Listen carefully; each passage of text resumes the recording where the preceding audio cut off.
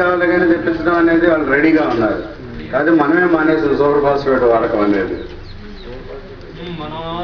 ఇప్పుడు మన కూలీలు కూడా కొంచెం ఇబ్బంది పడుతున్నాం. గుళికల రూపంలో వచ్చింది, ఇప్పుడు మళ్ళీ రావట్లేదు. మనం గుళికల రూపంలో విమర్శ ఏంటంటే సరిగా అది కొలటం లేదు, గడ్డి సరిగా కొలటం లేదు, అది ఇదని కొంచెం ప్రాబ్లం చెప్పారు. అందువల్ల ఉత్పత్తి చేయడం కూడా ఆగింది. అయితే మనం సూపర్ ఫాస్ఫేట్ ఏదైనా కానీ కొంచెం శ్రమైనా సరే జల్లకం సూపర్ ఫాస్ఫేట్ చల్లుకుంటే మనకు అన్ని విధాలా ఉపయోగం ఉంటుంది. అటు చెత్త కులటం అది బాగుంటుంది, ప్లస్ గంధకం అనేది వన్ ఆఫ్ ద ఇంపార్టెంట్ పోషకం కాబట్టి అది కూడా మనకి లభ్యం పడుతుంది. కాబట్టి పంటకి గంధకం లోపం వల్ల పైరు పచ్చదనం లేకపోవడం కూడా మీరు గమనించే ఉంటారు అప్పుడప్పుడు. ఎస్పెషల్లీ కూరగాయ తోటలకైతే వాళ్ళు 20-20-0-13 తప్పితే రెండోది. ఎందుకంటే గంధకం పాలు వేస్తేనే పచ్చబడుతుంది, లేకపోతే పచ్చబడతలేదని చెప్పేసి అంటా ఉన్నారు నారాకుడూరు ఆ ఏరియాలో అటువంటి రైతులు. మరి యాడ్లో మన జిడిఎస్ పాయింట్ యూరియా చాలా ఉంది, 100 రోజుల పైన ఉంది. ఫాస్ఫేట్ తెప్పించమంటే తెప్పిస్తాడు, ఏమన్నా తెప్పిస్తాడు. ఎరువుల గురించి ఏం ప్రాబ్లం ఉండదు కానీ మీకు ఏది కావాలంటే అది అతను జిడిఎస్ పాయింట్ అతను ఇఫ్కో క్రిప్కో 2 సంస్థలు ఉన్నాయి, గవర్నమెంట్ సంస్థలు, వాళ్ళ ద్వారా అన్ని ఇవ్వడం అనేది జరుగుతూ ఉంటుంది. ఈ సూచనలు మాత్రం కొంచెం మీరు పాటించాలి.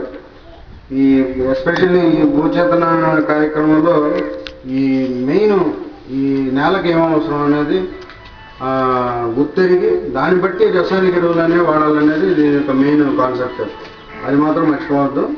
తర్వాత ఈ భూచేతన కార్యక్రమంలోనే ఇంకా 4 హెక్టార్లలో పచ్చిమేత పెంచాలని, ఒక 10 హెక్టార్లలో ఈ ఒక 50 హెక్టార్లో ఈ డైరెక్ట్ సోన్ రైస్ ఎదబెట్టే విధానంలో చేపించమని, అట్లాగే ఈ గ్రామంలోనే ఎవరైనా ఇంట్రెస్ట్ కనుకుంటే రైతులు వానపాముల ఎరువులు యూనిట్ ఒకటి 50% రాయితీ పైన, దాని కాస్ట్ వచ్చి 50,000 రూపాయలు ఉంటుంది యూనిట్ కాస్ట్.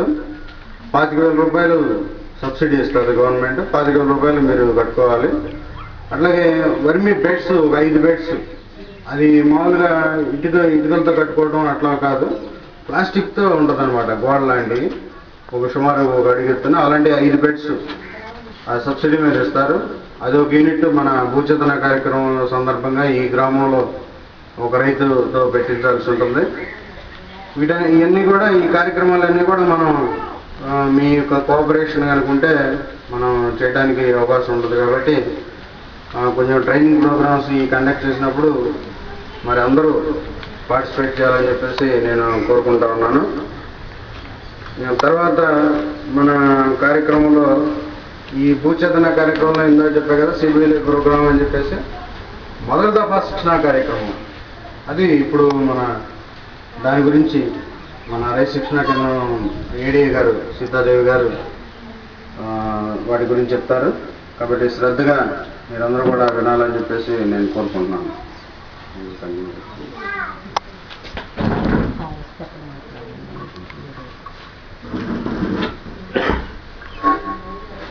సీతేరు గ్రామ రైతులందరికీ ముందుగా నా హృదయపూర్వక నమస్కారాలండి.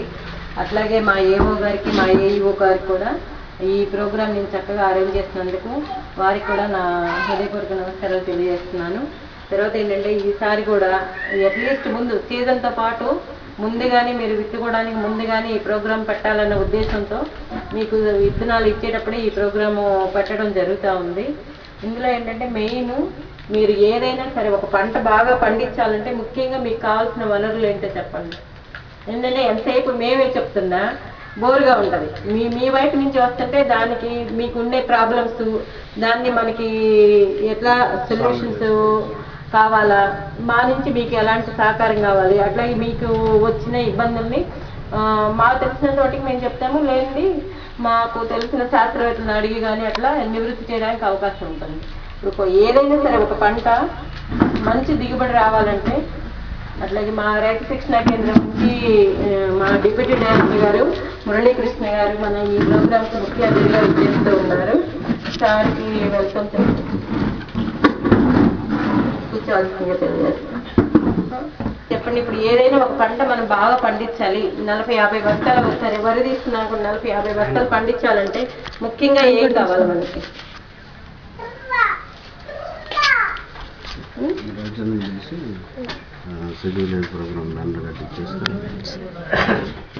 సాయి ఒక్క నిమిషం బ్యానర్ మన బ్యాంక్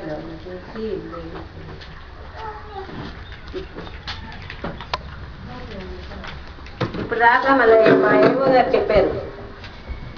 ఏం చెప్పారు? మీకు తెలిసింది చెప్పండి, దాంట్లో తప్పేం లేదు. ఎందుకంటే జస్ట్ ఇంటరాక్షన్, మనం మాట్లాడుకుంటే కాస్త నేను సబ్జెక్ట్. చెప్పిన తర్వాత ఇదేగా ఏముంది అంటారు. అది మీ నుంచి చెప్తే బాగుంటుంది. ఒకటి, భూమి అది ఎంత సారవంతంగా ఉంటే మనకి వచ్చే దిగుబడి కూడా అంత ఎక్కువ ఉంటుంది. అవునా కాదు? ఇందులో భూమి సారవంతంగా లేదనుకోండి, కొంచెం చౌడింగ్ ఉంది, లేకపోతే పల్లె సరే ఏ ప్రాబ్లమ్స్ అనుకోండి